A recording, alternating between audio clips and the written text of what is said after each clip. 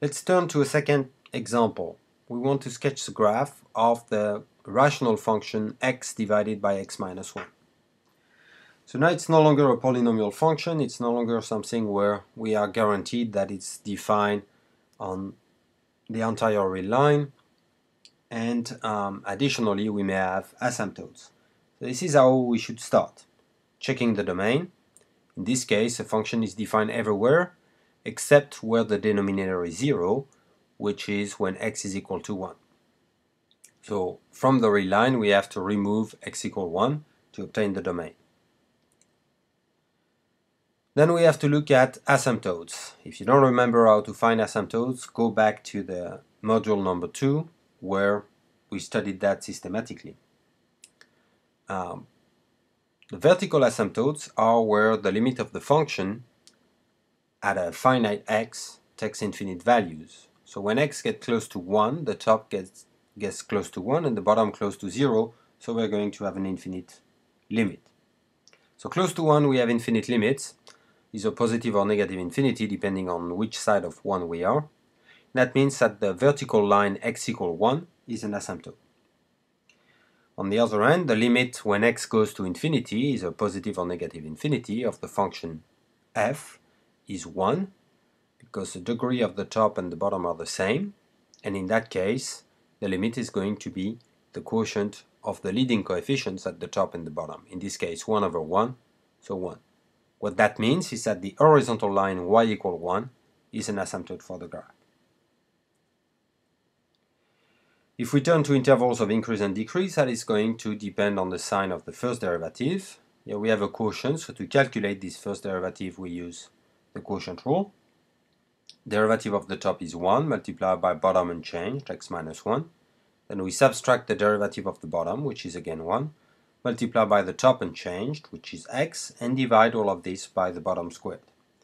So after simplification we get negative 1 divided by x minus 1 squared.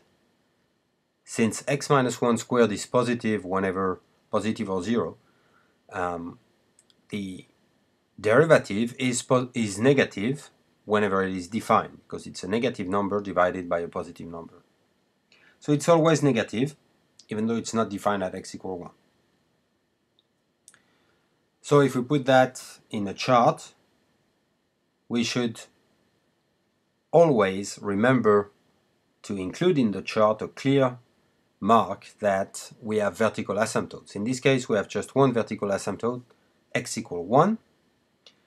So for the value x equal 1 I'm going to include a double vertical bar to indicate that there is a vertical asymptote x equal 1. We just have seen that f prime is always negative as long as it is defined.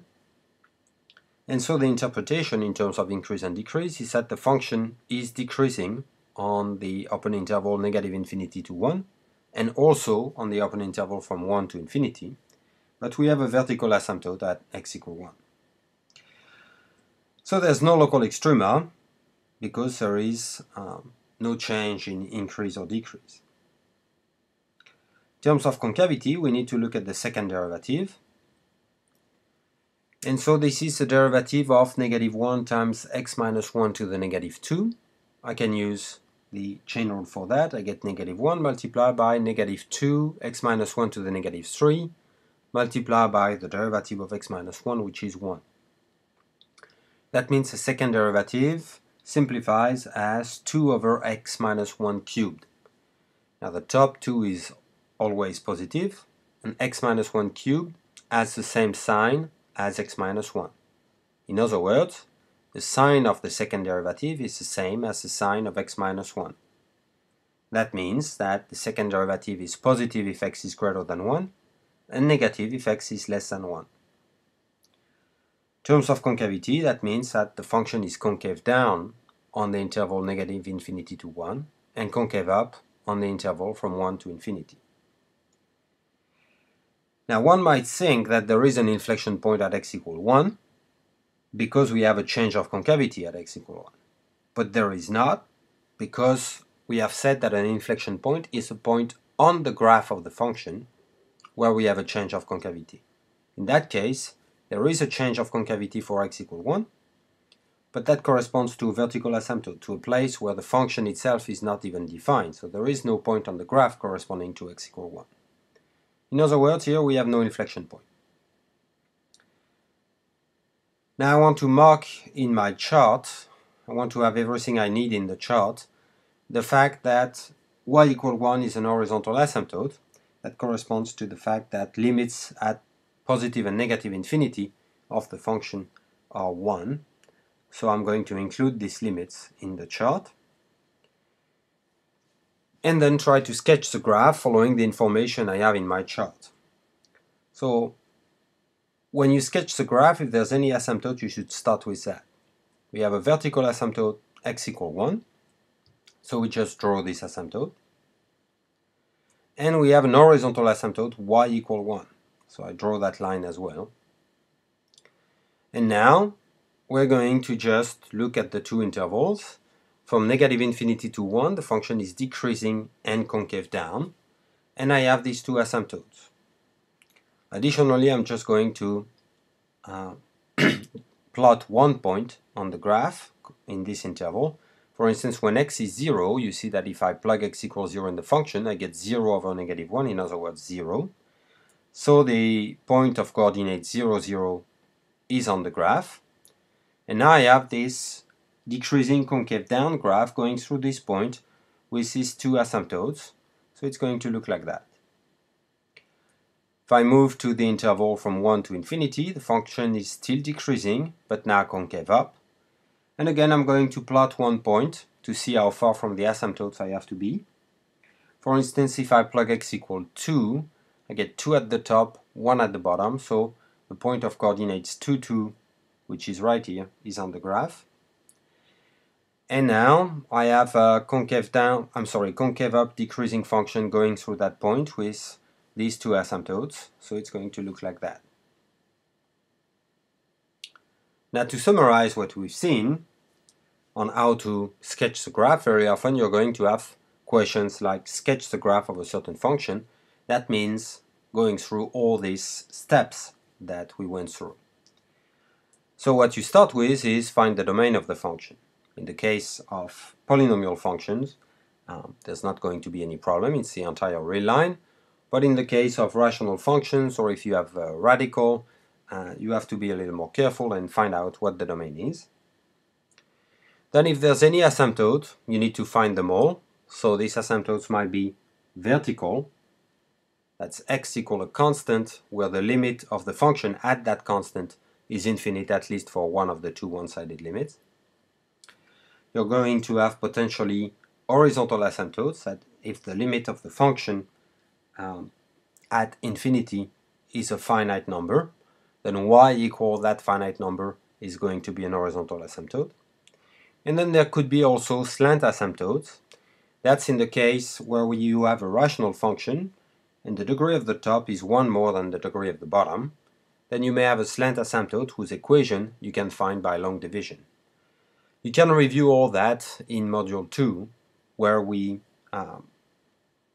explored in details how to obtain asymptotes for a function. Once you have the asymptotes, you're going to look for the intervals of increase and decrease of the function, and that depends on the sign of the first derivative. So what you do is calculate the first derivative, factor it, so that you can find its sign by finding the sign of each individual factor and using a sign chart. And in that sign chart, if there's any vertical asymptote, they should appear clearly, preferably the way I did it, that is with a double vertical bar that indicates the vertical asymptote. From the intervals of increase and decrease, you're going to find the local extrema, where you have local maxima or minima. And then you turn to the information you can extract from the value of the second derivative. So you look for the intervals of concavity, where it's concave up or concave down, and we know that it depends on the sign of the second derivative. So you calculate the second derivative, factor it, do a sign chart if necessary, and see where it's positive or negative. Whenever it's positive, it means the function is concave up. Whenever it's negative, it means the function is concave down. If you have a point on the graph of the function not a vertical asymptote, but a point on the graph of the function where you have a change of concavity. That's an inflection point, and that's an important point. You need both its coordinates, just like for local extrema. Once you have all that, you are ready to sketch the graph. And to do that, you're going to start by drawing all the asymptotes. Of course, it might be that there is none, but if there is, first draw all the asymptotes, then plot all the important points, in other words, the local extrema and inflection points. At your local extrema, if the derivative is 0, indicate that you have horizontal tension, because that's often helpful to draw the graph. And then you're going to connect these important points respecting the information you have on asymptotes, on increase and decrease, and on concavity, information that you should have gathered in your table. Now we're going to see more examples of these various steps to sketch the graph of a function in the next video.